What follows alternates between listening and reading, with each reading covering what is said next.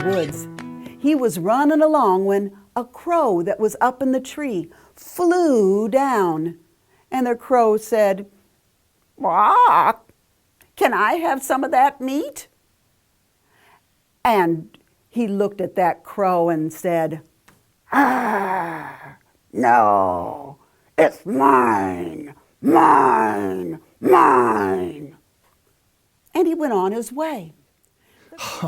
But our little friend the gnat, he's filled with that taste of victory. He has to come back one last time, zzz, zzz, right into the face of the bull.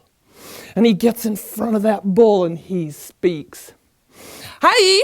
Hey, hey, hey! Quite a wild ride we had there, huh?" And he's zigging and zagging around in front. The bull tries to focus on the gnat, kind of watching.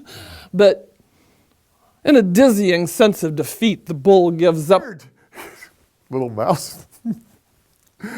So obviously it was a good idea. And then he saw Grandpa standing up and walking to the front. To be honored by his grandpa was absolutely the best thing that could happen.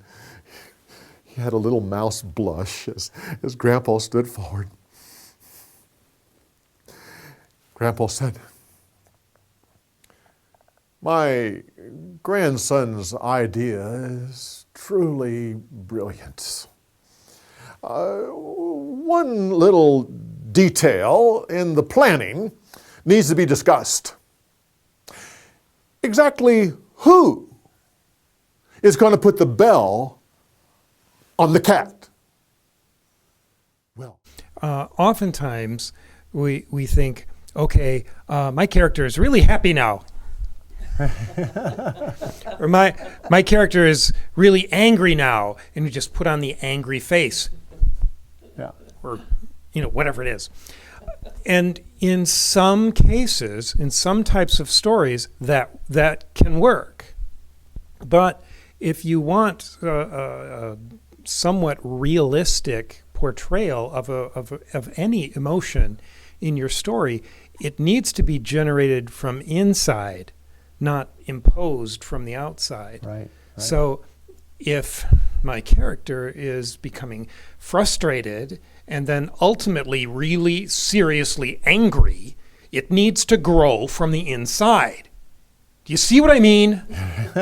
Right. See what I mean? I see me? Yeah, Okay, good. very, very different, and yet it becomes a much more realistic portrayal. Yeah. And kind of in that same vein, I used to worry that too much facial expression was going to ruin the story. But now I've realized that I don't think you can overdo it if you do it artistically, if you let it grow from the inside. And I think especially in stories, perhaps where you have animals, where it's that anthropomorphic. So I do a story of a dung beetle who's supposed to be frightened because the lion has said, "Bring the elephants, stomp him to death." And the little beetle says, "Oh, no, just give me one more chance."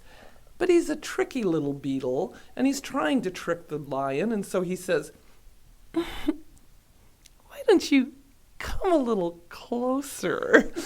And what I love, when you really use that facial expression, as I glance out, I'll see the children listening to the story doing the same facial expression.